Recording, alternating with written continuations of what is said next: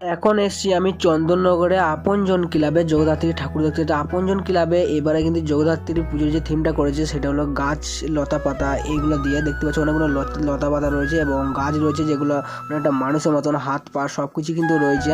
আর অনেকটা বন মানুষের মতন মানে দেখাচ্ছে এইভাবে। আর ওপরে দেখো ওখানে খাঁচার মধ্যে কিছু পাখিও কিন্তু রয়েছে, টিয়া পাখি, অনেক রকম পাখি রয়েছে।